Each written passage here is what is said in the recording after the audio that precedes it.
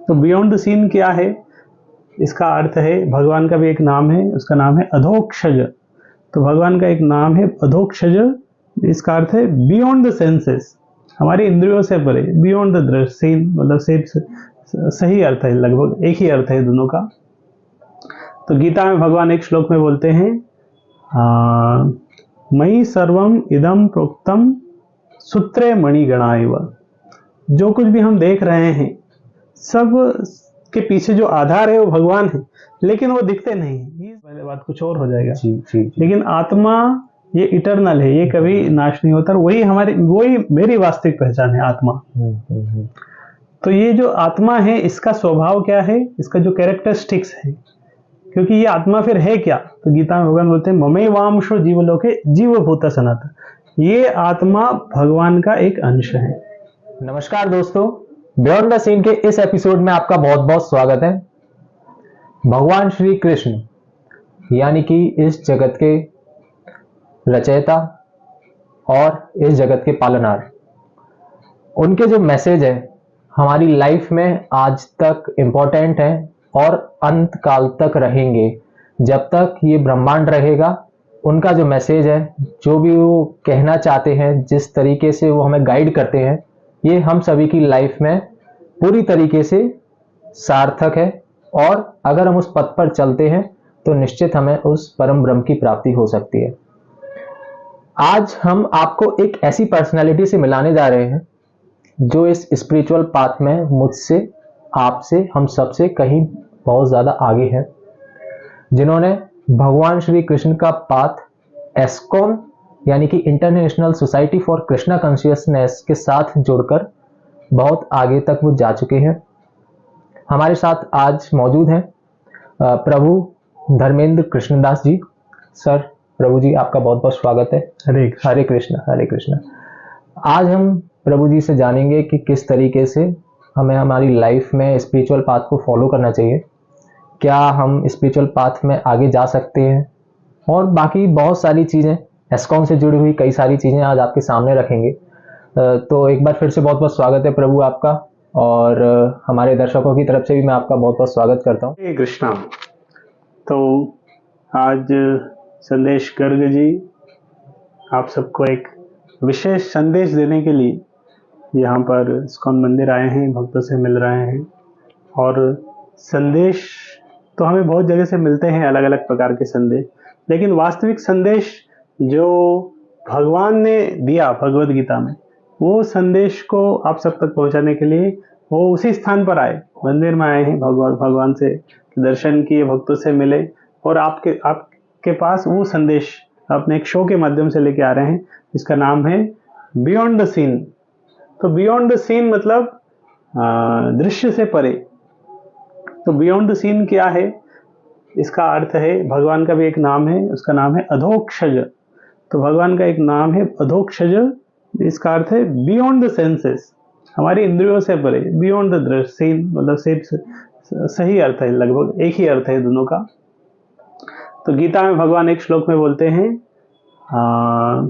मयि सर्वम इदम प्रोक्तम सूत्रे मणिगणा इव।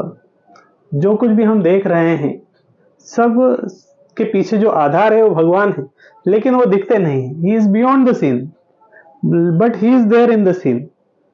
तो भगवान ने एक उदाहरण दिया, एक मोतियों की माला। तो मोतियों की माला जब हम देखते हैं, सारे मोती एक साथ दिखते हैं, लेकिन उस सारे मोतियों के पीछे में एक धागा रहता है, थ्रेड। तो भगवान ने बताया सूत्रे मणिगणा इव। तो सारे मोतियों के पीछे एक धागा है, इज बियॉन्ड द सीन, लेकिन दिखते मोती है। तो इसी तरह भगवान और उनका जो ज्ञान है, इट्स बियॉन्ड द सीन, लेकिन वो ज्ञान भी हमें मिल जाता है जब भगवान स्वयं आके देते हैं। तो भगवत गीता में वो ज्ञान है जो हम प्राप्त कर सकते हैं, और इस चैनल के माध्यम, बियॉन्ड द सीन शो के माध्यम से वो ज्ञान आप तक आ रहा है। यस प्रभु जी, आपने इतना वंडरफुल एक्सप्लेन किया, इतना अच्छा एक्सप्लेनेशन दिया कि बियॉन्ड द सीन का क्या मतलब है। ये आज तक, चूंकि मेरी ये प्रेरणा हमेशा से रही है कि हम ऐसी चीज़ों को जाकर देखें, समझें कि जो सीन से परे है, अदृश्य है, और क्या पर्दे के पीछे क्या है।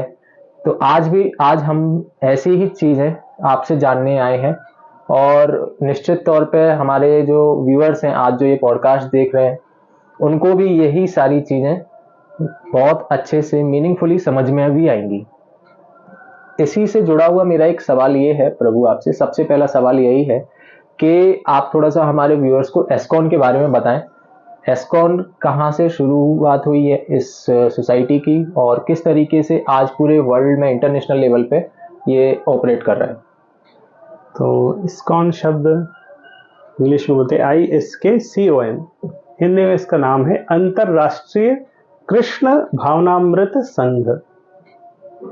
तो ये कोई नया अभी संस्था नया लग सकता है इस्कॉन, लेकिन इसके जो पीछे जो ज्ञान है वो नया नहीं है। वो भगवत गीता का ज्ञान है, श्रीमद् भागवतम का ज्ञान है, जो वैदिक ज्ञान है।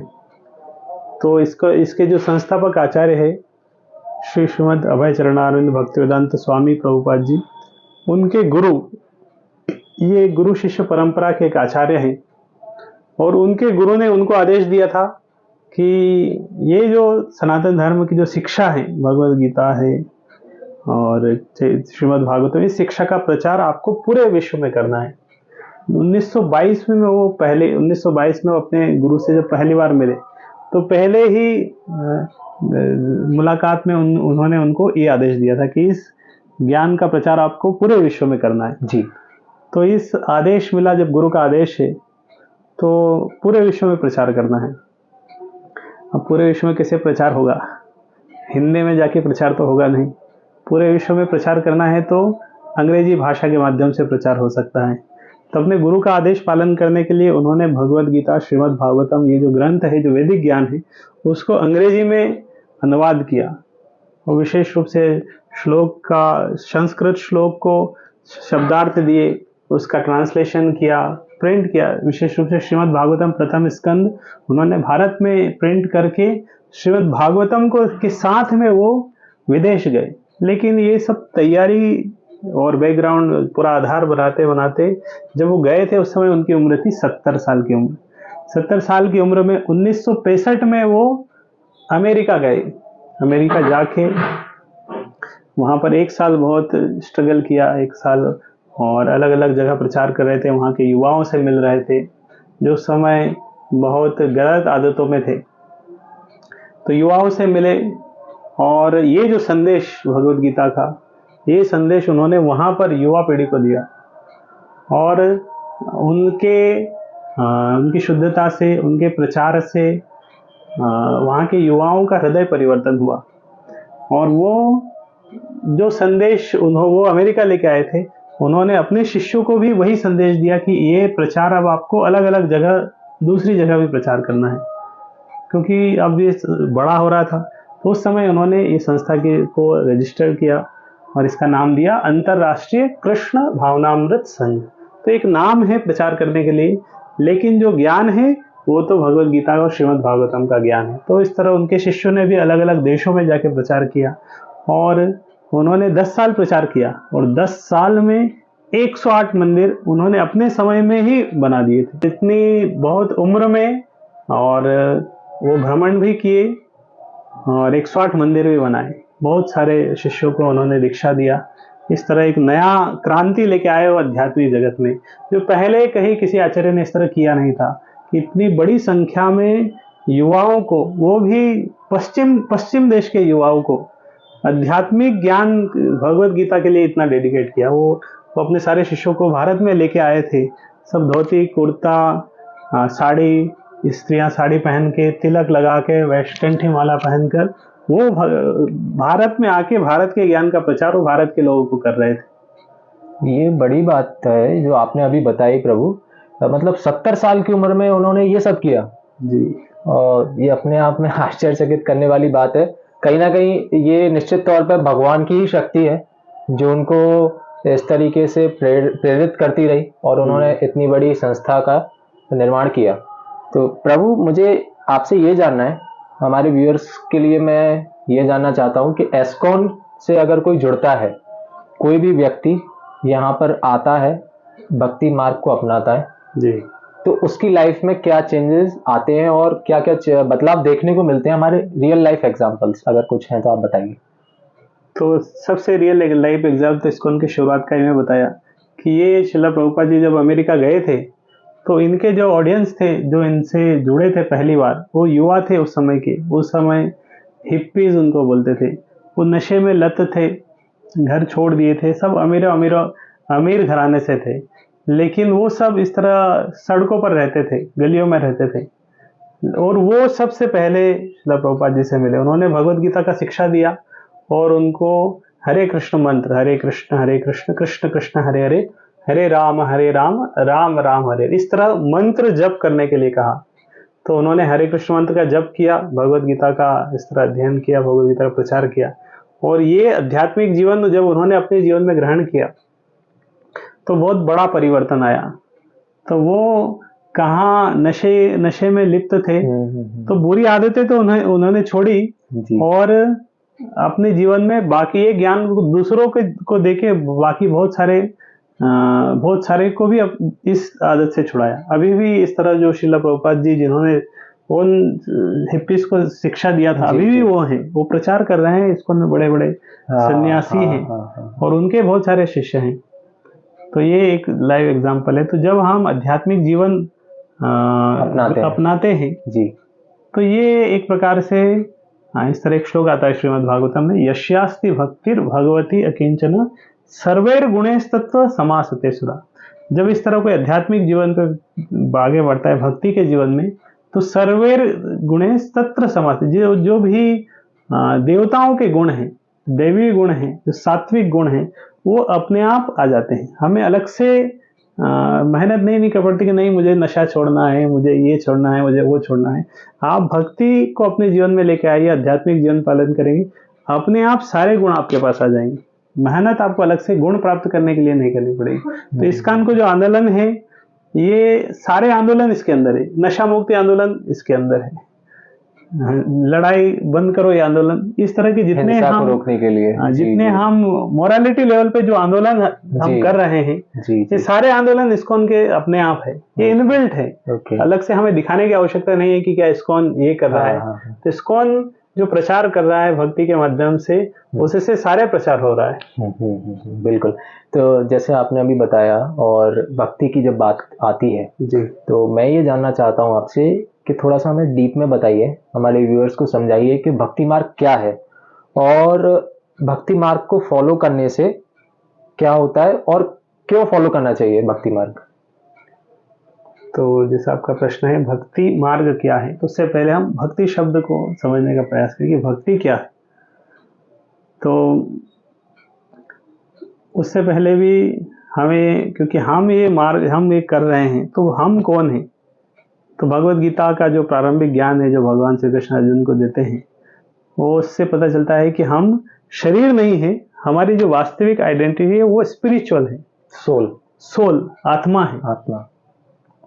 तो हमारा जो वास्तविक परिचय है आत्मा है। शरीर तो बदल रहा है, नश्वर, 10 साल पहले कुछ और था, 10 साल पहले बाद कुछ और हो जाएगा जी। लेकिन आत्मा ये इटरनल है, ये कभी नाश नहीं होता। वही मेरी वास्तविक पहचान है, आत्मा।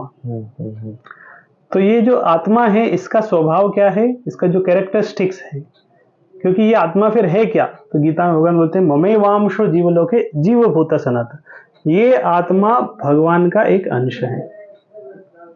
तो भगवान का अंश होने के नाते हमारे अंदर भी वो गुण है, और हमारा एक कैरेक्टरिस्टिक, हमारा जो नेचर है इनबिल्ट, वो है भगवान से जुड़ने का, भगवान से प्रेम करने का, भगवान की सेवा करने का। ये हमारा स्वभाव है जी। और उसको अगर सही भाषा में बोलते हैं कि उसको हम बोल सकते हैं धर्म। रसायन शास्त्र में बोलते हैं किसी भी तत्व का उसका धर्म, गुण धर्म, प्रॉपर्टीज, इनहेरेंट कैरेक्टरिस्टिक्स। तो इसी तरह जो सोल है, आत्मा, उसका जो इनहेरेंट कैरेक्टरिस्टिक्स है, जो धर्म है, वो है भगवान से प्रेम करना, भगवान की सेवा करना। जिस तरह एक पानी है, पानी का धर्म है तरलता, शक्कर का धर्म है मीठापन। इसी तरह आत्मा का धर्म है भगवान से प्रेम करना, भगवान की सेवा करना। तो जब हम वो कार्य करते हैं, भगवान से प्रेम करना, भगवान की सेवा करने, वो कार्य जब हम करते हैं तो उस कार्य को ही बोलते हैं भक्ति। तो भक्ति मार्ग मतलब हमारा जो वास्तविक स्वभाव है, जो रियल नेचर है, उसमें कार्य करना, ये भक्ति है। तो भगवान से प्रेम करना, भगवान की सेवा करना, मतलब शरीर के लिए हम बहुत कुछ कार्य कर सकते हैं, लेकिन जब हम शरीर को, इंद्रियों को भगवान की सेवा में जोड़ते हैं, उसे भक्ति बोलते हैं। एक श्लोक आता है, ऋषिकेन ऋषिकेश सेवनम भक्तिर उच्यते। जी, ऋषिकेन ऋषिकेश सेवनम भक्ति उच्यते। तो भक्ति किसको कहते हैं? ऋषिकेन ऋषिकेश सेवनम। तो भगवान का एक नाम है ऋषिकेश, और ऋषिक शब्द का अर्थ होता है इंद्रियां, सेंसेस। तो ऋषिकेन ऋषिकेश सेवनम भक्ति उच्यते।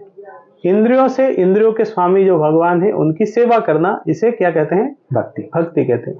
तो आंखें हमारी इंद्रियां हैं, तो आंखों से भगवान की सेवा कैसे करें? भगवान को देख, मतलब भगवान को देखें और उनके स्वरूप को समझें। हाँ, तो भगवान को देखकर आंखों को भगवान के साथ जोड़ना। हाँ। भगवान का दर्शन कर सकते हैं, मंदिर आके भगवान का दर्शन, और भगवान का सेवा करके, भगवान को भोग लगा के, भगवान को मंदिर को सजा के, भगवान के लिए मान लो एक फूलों की एक माला अगर बना रहे हैं, सुई में अगर धागा भी डालेंगे तो आंखों की आवश्यकता है। बिल्कुल बिल्कुल। तो वो भक्ति है। उसमें ये हो सकता है कि ये सुई में हम धागा डाल रहे हैं, हाँ। लेकिन ये सुई में जो धागा डाल रहे हैं, हाँ। ये मैं भगवान के लिए माला बनाने के लिए धागा डाल रहा हूँ। हाँ। तो ये सुई में धागा डालना भी भक्ति है। इतना माइन्यूट लेवल पे जाके उसको समझना। तो क्योंकि इसमें हमारी आंखें जो लगी है, ये भक्ति का कार्य है। भगवत गीता पढ़ना जी, तो उसमें भी आंखें हम प्रयोग कर रहे हैं। इस तरह, ये आंखों का मैं एक उदाहरण दिया, इस तरह जिह्वा भी हो सकती है, इस तरह कान भी हो सकते हैं। पांचों इंद्रियां इस तरह भगवान की सेवा में लगती हैं। ओके। तो ये भक्ति है। ओके। मतलब इस चीज को समझने के लिए, जो आपने अभी हमें समझाया, इस चीज को समझने के लिए हमें एक गाइड की जरूरत होती है, एक मेंटोर की जरूरत होती है। निश्चित तौर पे जब हम भक्ति मार्ग पे चलते हैं, स्पिरिचुअल पाथ को फॉलो करते हैं, तो क्या हम राइट डायरेक्शन में जा रहे हैं, किस तरफ जा रहे हैं, ये बताने वाला भी एक हमें मेंटोर होना चाहिए। जी। तो आप हमारे दर्शकों को थोड़ा सा ये बताइए कि मेंटोर का क्या रोल है इस पूरी स्पिरिचुअल जर्नी में, और अगर कोई मेंटर यहाँ जैसे आप हैं, एस्कॉन में हैं, या कहीं पर भी कोई है, उनको गाइड करता है, तो क्या उनकी ग्रोथ जल्दी हो सकती है? तो जब हम बोलते हैं कि आध्यात्मिक ज्ञान है, तो जो भौतिक ज्ञान प्राप्त करने के लिए हम बच्चों को स्कूल में भेजते हैं, तो वहाँ पर टीचर हैं जी, स्टूडेंट्स है, टीचर है, उनके संपर्क में आने से उसे ज्ञान मिलता है जी। तो ज्ञान के लिए हमें एक गुरु की आवश्यकता है।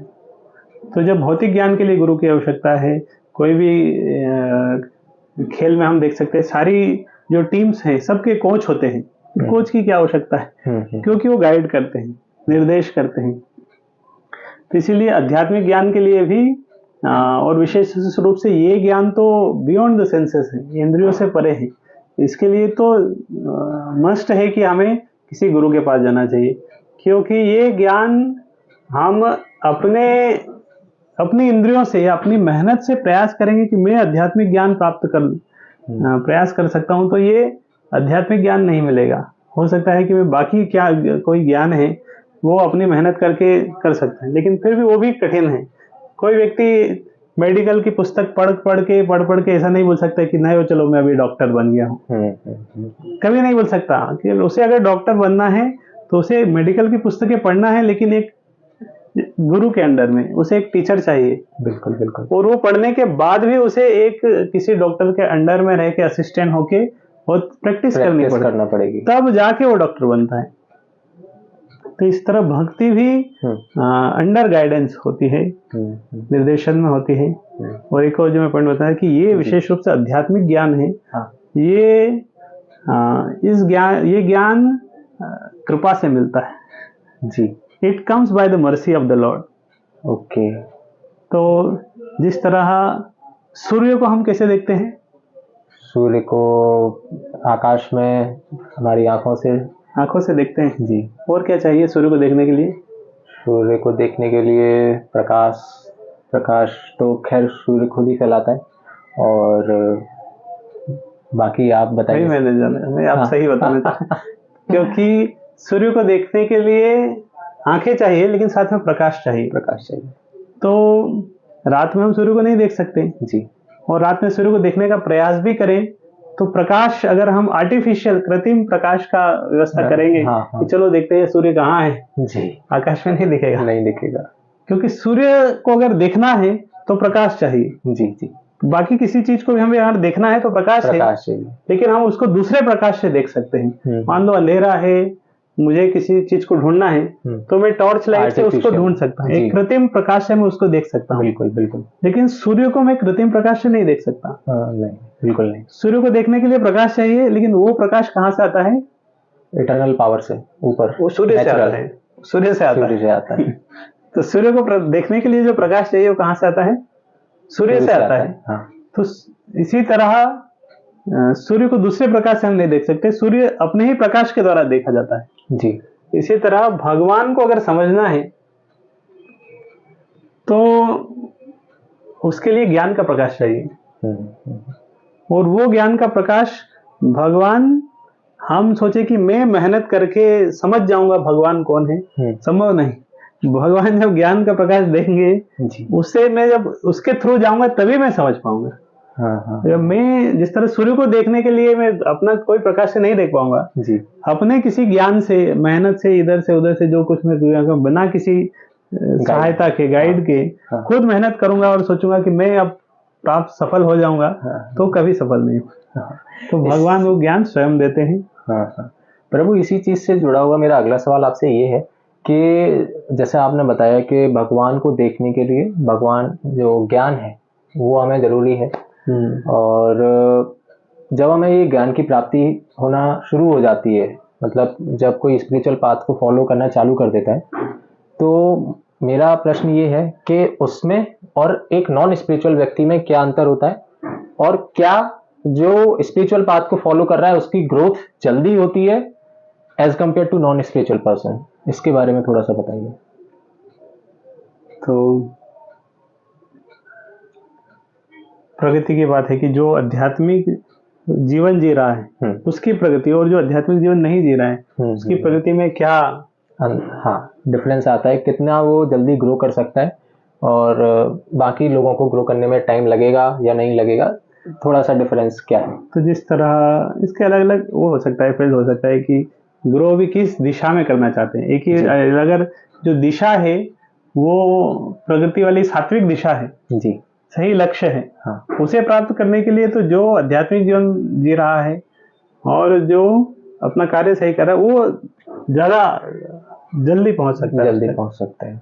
लेकिन अगर हो सकता है कोई व्यक्ति जो आध्यात्मिक जीवन नहीं जी कर रहा है वो दूसरा कोई काम अच्छे से कर पाए, लेकिन वो सात्विक नहीं होगा, वो दूसरा कोई, जिस तरह 3 गुण होते थे, सत्वगुण, रजोगुण, तमोगुण, तो जो आध्यात्मिक जीवन जिएगा वो सत्वगुण के लक्ष्य को प्राप्त करने में बाकी से तेज रहेगा।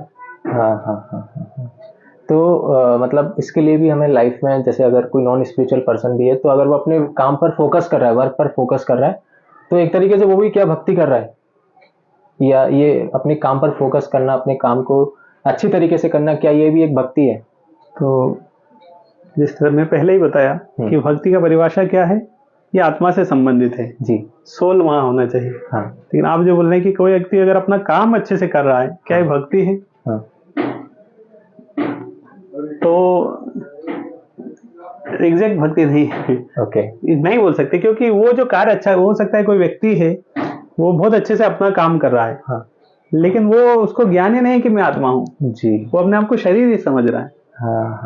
उसका जो चेतना का स्तर है वो शरीर का, जो सामान्यतः हम जो लोगों का जो चेतना होता है जी, वो शरीर का होता है, कि वो सभी सोचते हैं कि मैं शरीर हूँ, और उसी को ध्यान में रखते हुए हम अपना कार्य करते हैं।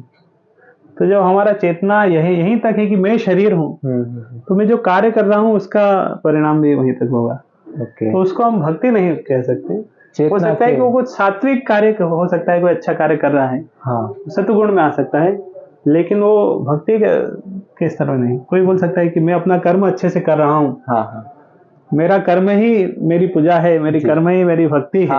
अक्सर हम सुनते हैं कि वर्क इज वर्शिप, इस टाइप से जो स्लोगन। लेकिन फिर बोल सकता है चोर भी अगर बोलेगा कि नहीं मैं अपना कर्म अच्छे से करूंगा, तो मेरा कर्म ही मेरी पूजा है। तो इस तरीके से मतलब जो चेतना है उसको जागृत करना बहुत जरूरी है। तो भगवान ने गीता में कर्म नहीं बताया, कर्म योग बताया है। कर्मयोग क्या है? कर्म प्लस योग, योग मतलब जोड़ना। अच्छा, जो हम कर्म कर रहे हैं ये कर्म इस तरह करना है कि इसे हम भगवान के साथ जोड़ पाए। जिस तरह मैं बताया था कि सुई के छेद में जो धागा डाल रहे हैं जी, ये वो जो कर्म हो रहा है। हाँ, लेकिन ये कर्म भगवान के साथ जुड़ा हुआ है। हाँ। तो हम दैनिक जीवन में भी जो कार्य कर रहे हैं, जो कर्म कर रहे हैं, हाँ, उसे भगवान के साथ या तो प्रत्यक्ष रूप से जोड़ सकते हैं जी, या अप्रत्यक्ष रूप से उसे उसके अनुकूल बना सकते हैं। ये कर्म योग है, मतलब कर्म योग है। ओके। तो प्रभु जी मुझे आप ये बताइए, हमारे दर्शकों की तरफ से मैं ये पूछना चाहता हूँ कि अगर इस पथ पर कोई चलना चाहता है, कर्मयोग के पथ पर, भक्ति के पथ पर, स्पिरिचुअलिटी को फॉलो करना चाहता है, तो कोई भी साधारण व्यक्ति जो जिसने अभी तक इतना इसका ज्ञान हासिल नहीं किया है, उसके लिए सबसे आसान और सबसे पहला स्टेप क्या होना चाहिए और किस तरीके से वो अपनी इस जर्नी की शुरुआत कर सकता है? तो विशेष रूप से अगर कोई भक्ति करना चाहता है, आध्यात्मिक जीवन पालन करना चाहता है, तो सबसे इजी और शुरुआत इसका क्या करें, कैसे करें कि हमारी भक्ति की शुरुआत हो।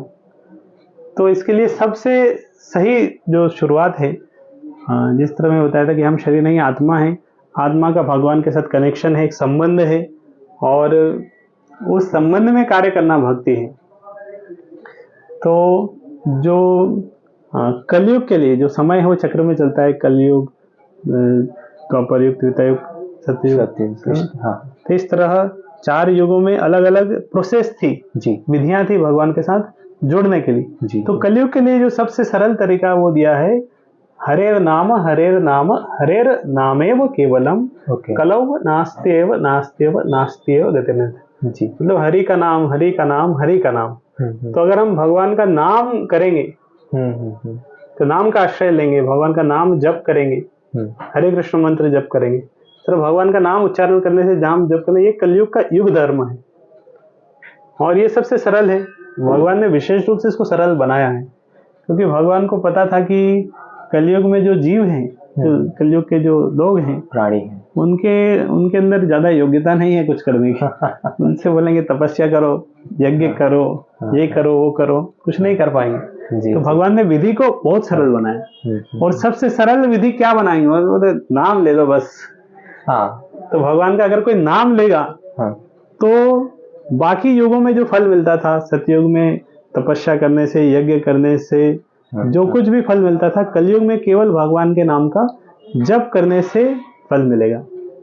मतलब सबसे आसान स्टेप यही है कि आप नाम जप करें, भगवान का, हरि का नाम उच्चारण करना चाहिए, हरे कृष्ण मंत्र। इस तरह बहुत सरल है। विशेष रूप से ये मंत्र जो हरे कृष्ण मंत्र है, हरे कृष्ण कृष्ण कृष्ण हरे हरे, हरे राम राम राम हरे, ये जो मंत्र है ये कलि संतरण उपनिषद का मंत्र है जी। ऐसा नहीं कि हम कहीं से लेके आ गए। हाँ। ये मंत्र भी कहाँ से आए, कलि संतरण उपनिषद। कलि मतलब कलयुग, संतरण मतलब उसको उससे पार लगाने वाला, तेराने वाला, संतरण तेरने शब्द से आता है जी। कलि संतरण उपनिषद, तो उसी में यह मंत्र दिया गया है कि हरे इति षोडशक नाम कलि कलमश नाशन। ये 16 अक्षर का जो नाम है, हरे कृष्ण और राम से मिला 16 अक्षर का नाम है, कलि कलमश नाशनम। कलयुग के जो कलमश है उसका नाश करने वाला है। प्रभु जी आज आपने इतना सारा जो हमें ज्ञान दिया है, इससे रिलेटेड बस एक लास्ट क्वेश्चन मेरा बस ये है कि हमारे यूथ के लिए आप कोई अगर छोटा सा मैसेज हमारे इस एपिसोड में देना चाहें। तो यूथ के लिए एक मैसेज है कि जैसे जिस तरह मैं लास्ट में कंक्लूड किया कि हमें आध्यात्मिक जीवन प्रैक्टिस करना चाहिए और वो बहुत सरल है, भगवान के नाम का जप करना है। तो यूथ के लिए मैसेज है कि फिर यूथ सोच सकता है कि कब से शुरू करें, अब जॉब लगने के बाद शुरू करेंगे कि पढ़ाई के बाद शुरू करें कि रिटायरमेंट के बाद शुरू करें। तो यूथ से हमारा मैसेज है कि उसे जैसे आप सुन रहे हैं अभी तभी से शुरू करें, अगर आप नहीं किए हैं तो कि ऐसा नहीं सोचना चाहिए कि मैं जब रिटायर होऊंगा, जब बूढ़ा होऊंगा, ये सब भक्ति तो बचपन में काम करने का नहीं है, ये तो 55 लेटर एज का काम है, लेटर एज का काम है जी। तो इस तरह से सोचना चाहिए क्योंकि एक तो हाँ, हमें पता नहीं कि हमारी डेथ कब है, एक्सपायरी डेट किसी को पता नहीं है कब होने वाली है। बिल्कुल। तो बर्थ डेट है लेकिन एक्सपायरी डेट नहीं पता है जी। तो death is like surprise test, बिल्कुल। तो कभी भी हो सकती है। हाँ हाँ हाँ। तो हमें इंतजार नहीं करना चाहिए कि हम बाद में करेंगे, इसे जितना जल्दी हो सके अपने जीवन में अपनाना चाहिए, और इससे कोई लॉस नहीं है। ये तो केवल हमें भगवान के नाम का जप करना चाहिए। हम दिन में कितना कुछ बोलते हैं, कितना कुछ आजकल कितना कुछ हम बोलते हैं, बाकी चीजें कितना कुछ पढ़ते हैं सोशल मीडिया में अलग अलग जगह। तो वो जो समय है उसका कुछ अंश अगर हम एक्सक्लूसिवली ये भगवान के नाम का जप करने में लगाएंगे, भगवत गीता पढ़ने में लगाएंगे, 24 घंटे में से प्रयास करें आधा घंटा, 1 घंटा, 2 घंटा कुछ एक्सक्लूसिवली स्पिरिचुअल लाइफ के लिए निकालें, और ये समय आपको समय देने देगा। आप अगर एक व्यक्ति बहुत आध्यात्मिक जीवन प्रैक्टिस नहीं कर रहा है तो वो उतना, मान लो 8 घंटे सोता है, 10 घंटे सोता है, आलस्य है, इस तरह बाकी तमोगुण है उसके अंदर, तो उसका बाकी समय उसमें चले जाता है, सोने में चले जाता है, इधर उधर घूमने में चले जाता है, बिल्कुल सही बात, सोशल मीडिया में चले जाता है, मूवी देखने में चले जाता है। उसका कितना समय बर्बाद हो रहा है। लेकिन अगर थोड़ा हम आध्यात्मिक जीवन अपने जीवन में लेके आएंगे तो हमारा जीवन शुद्ध होगा जी, समय भी बचेगा जी। तो जहाँ वो 10 घंटे सोता था, अभी 6 घंटे सोने में कार्य हो जाएगा, सत्वगुण आएगा। तो ये समय वेस्ट नहीं है, ये इट्स इन्वेस्टमेंट है। बिल्कुल, ये समय का इन्वेस्टमेंट है। प्रभु जी, आज आपने जो हमें ज्ञान दिया है, मुझे निश्चित तौर पर ये पूरी उम्मीद है कि मेरे व्यूअर्स जो इस पॉडकास्ट को देख रहे हैं, बियॉन्ड द सीन के इस एपिसोड को देख रहे हैं, उनको बहुत नॉलेज मिली होगी। पर्सनली मुझे भी काफी कुछ सीखने को मिला है आज के इस एपिसोड में आपसे। आपका बहुत बहुत धन्यवाद। हरे कृष्णा। आगे भी आपसे हम जुड़े रहेंगे। ठीक है, थैंक यू।